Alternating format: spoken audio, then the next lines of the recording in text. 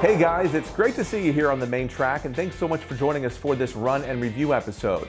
Now, we had another one of these review shows just a few days ago where we took a look at the new Class 1 Model Works heavy-duty flat car. And now here we are for another one of these shows, and I tell you what, I think that's a great thing.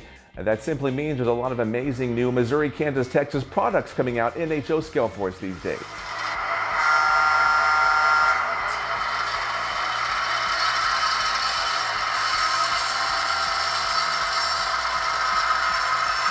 Well, today we're taking a look at the new WalthersProto SW1200 switch engine, which is being offered in several different road names, ours of course being Missouri, Kansas, Texas. Well, a handful of road numbers are included in this run. From the details down to the paint to the operations, I was pretty hard-pressed to find anything I did not like about these units. Well, this is the first Walthers locomotive I've had in about 15 years, just because they've not rolled out anything I've really needed. You've likely seen in previous episodes, everything on my engine roster is Athearn Genesis or Atlas. So this unit's going to be something new for me, playing catch-up with a Walthers product, and I can tell you I'm really liking what I see so far.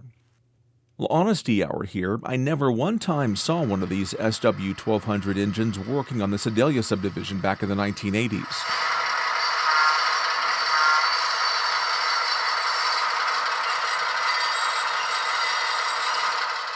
Katy usually kept these switchers around its big terminals, places like Parsons, Kansas, Kansas City, St. Louis, and the cities down in Texas.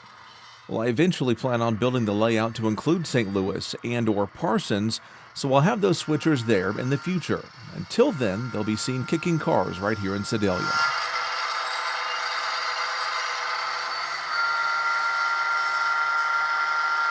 Well, as for those operations, this is a really smooth running unit, well, especially at those super slow speeds which you'll need while doing switching. My units are the DCC versions with full sound. They come equipped with an ESU Loc Sound 5 decoder. The LED headlights are nice and bright, and the sound is fantastic.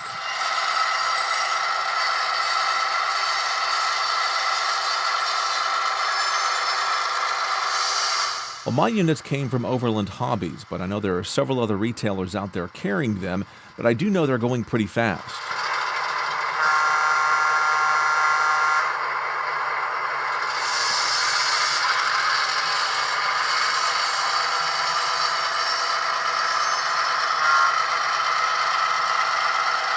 With everyone snatching these up, I have a feeling they'll be pretty hard to find once they're gone. A Walthers run represents some of Katy's 6 SW1200s, numbered 1 through 6, delivered during 1957 in the red paint scheme. They'd later be repainted green and yellow like these in the 1970s.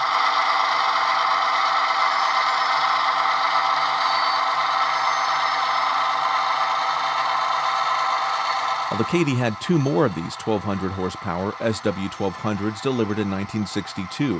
For the most part, these units appeared the same externally as the SW9, which the Katy had 10 of on its roster.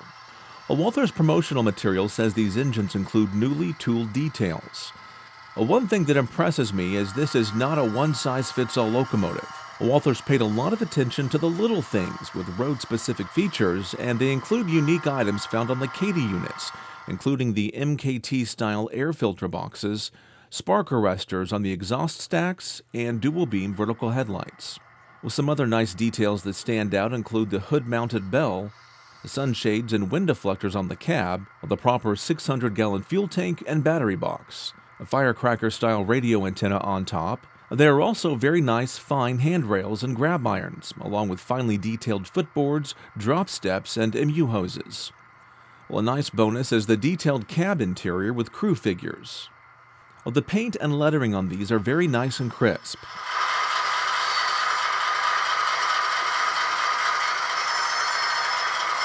Well, as I mentioned in previous videos, we Katy modelers have had some issues in the past with some manufacturers having shades of green that are kind of off, but to my eye, this Walthers unit looks pretty good.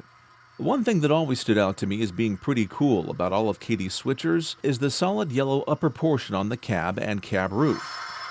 Now, by comparison, the road units had the stripes going all the way up to the roofline and solid green roofs, or in the early green years, the yellow stripes continued up and across the roof.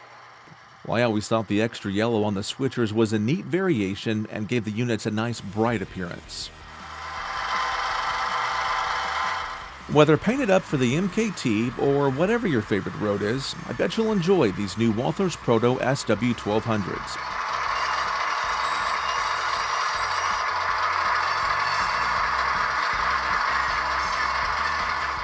While I was planning out this episode, I had the chance to attend the National Model Railroad Association National Train Show down in Dallas, and I'm looking forward to bringing you highlights of that amazing event in our next episode right here on the main track.